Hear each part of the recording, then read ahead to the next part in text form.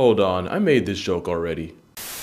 How you doing? Fantastic. I hope you have a good day. Hope you have a better week. I hope your month is full of successful days and a lot of great ventures. I hope you just come up, brother. You smell great. You smell great.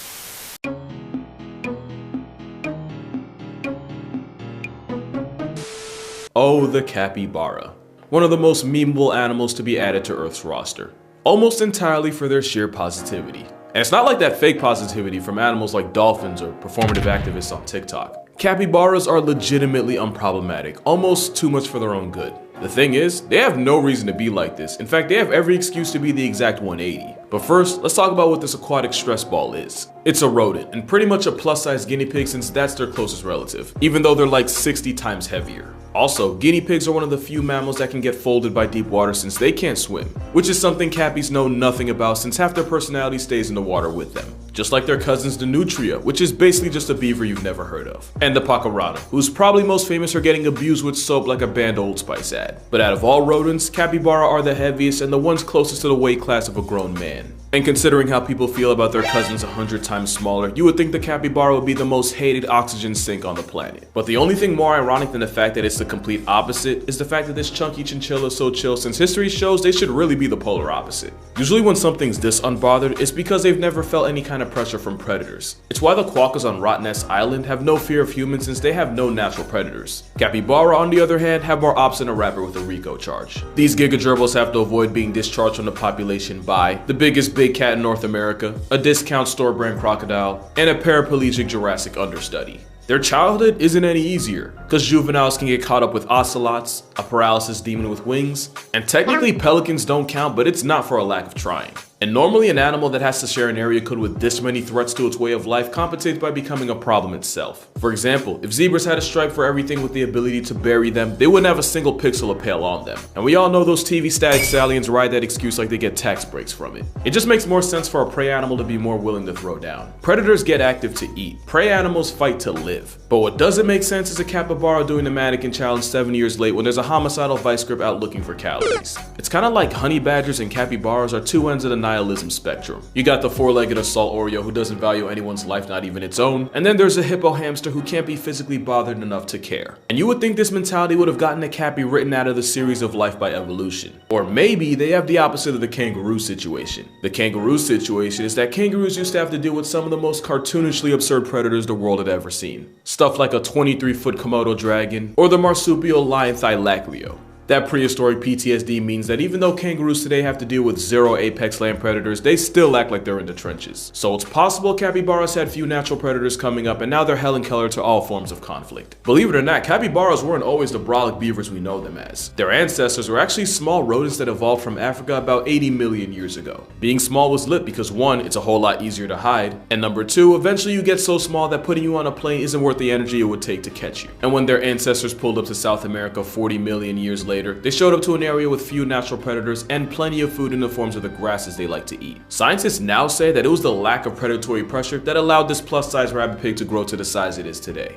That, and apparently capybaras have a special form of insulin that's actually better at getting cells to divide and grow. In non-AP biology terms, because I never took that class, this meant that cappies were able to exceed their weight limits without also increasing their chances of getting clapped by cancer. But of course, nature always catches up, and it wasn't like the capybara was tanky enough to disregard danger like manatees are. And in a messed up Uno reverse, becoming a literal Mighty Mouse meant the capybara was now much more attracted to predators than it would have been if it would have stayed the same size pre-bulk. So it's pretty much like cappies today have to pay for how good their ancestors had it. Like Gen Z. It's also possible that the capybara isn't as easygoing as memes wants you to think it is. They live in groups, and each group has a dominant alpha male who gets the most food and female validation, which can lead to a lot of infighting in the cappy clan.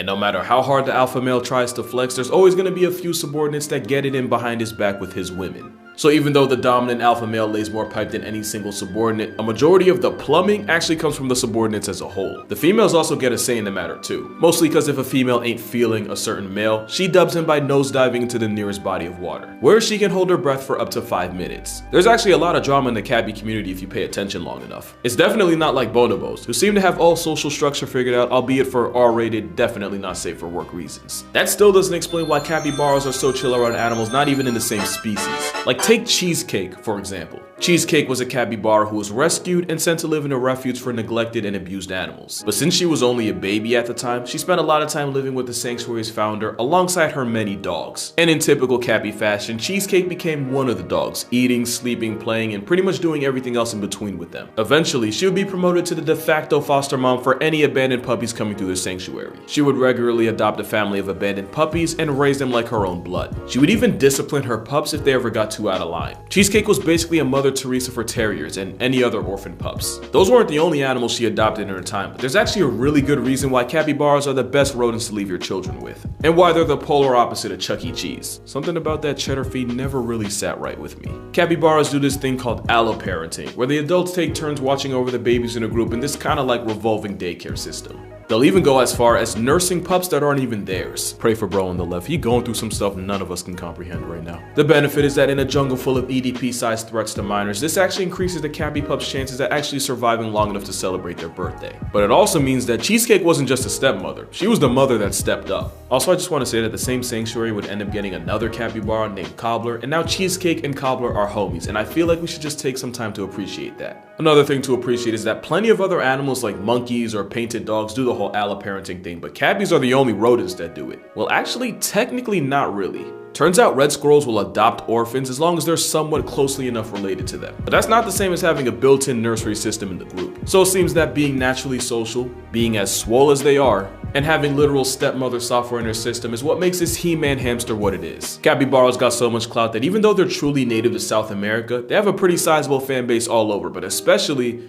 in Japan. Why Japan? Well, it all started in the Izushaboten Zoo in 1982. A worker was cleaning out an enclosure with hot water when he turned around and realized that all the capybara were huddled around a warm puddle that had formed. The worker said, "Bet," or whatever the equivalent in Japanese would be. And ever since, the Izushaboten Zoo would create these traditional hot yuzu baths for the water-loving hippo hamsters to enjoy. Which is the entire backstory as to how this video exists. And because whatever capybara received, they give back tenfold, these videos going viral single-handedly brought in thousands, hundreds of thousands, and even millions of yen in revenue, all from people wanting to see them.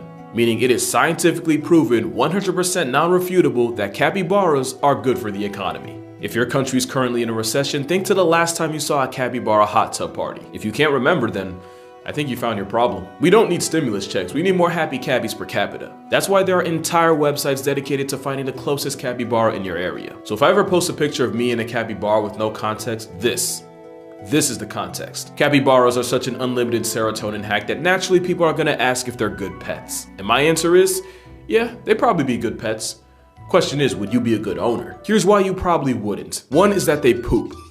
A lot. They kind of have the panda problem where they eat things that don't give them a whole lot back, so to compensate they eat a whole lot more of it. Which means they seem to drop deuces at will. You might not get to notice just how much because capybara also take part in coprophagia, which in NICE 2023 YouTube guidelines terms means to eat food twice to get all the nutrients out of it. And if you can handle watching this infinite food glitch in action, there's the fact that you have to feed them in the first place. Remember, we're talking about a gerbil that can weigh as much as you. But you're not just feeding one cappy. Since they're social animals that don't do well alone, you'd have to adopt a buddy for him or even another one after that. Cause two's company, but three's a party. And no self-respecting cappy would hop out at the after party with an entourage of one. All jokes aside, that same logic is why Switzerland considers a guinea pig a victim of abuse if it has to live alone. It's really not that different for a guinea pig. Guinea pig.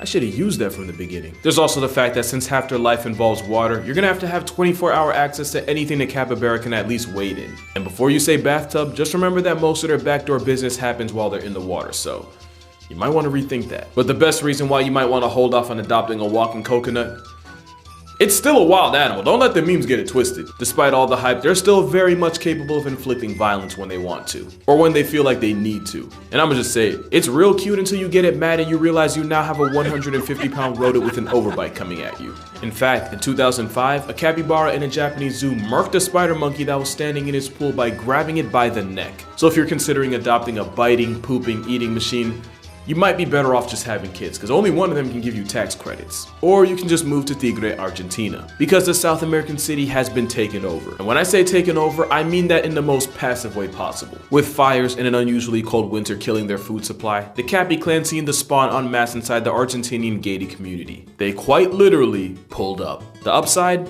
Free lawn control. The downside is these deer rabbits marrying the problems of the two animals in one package. They destroy gardens and leave behind Hershey kisses, while also becoming a danger to everyone on the road. There have also been reports of capybara running fades with pet dogs, although to be fair, the dogs probably started it.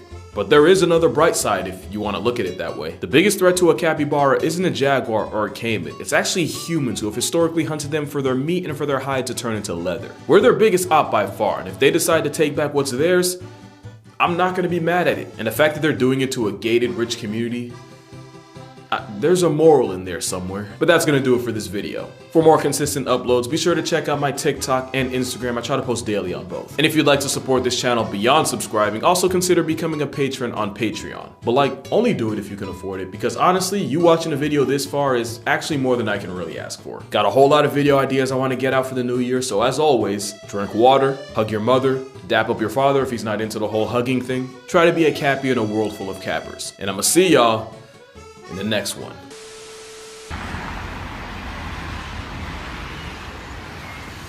Olha lá, Lorenzo. Tem que pedir pro carro parar, pô. Eles vão parar. Ah, eu não tô acreditando nisso.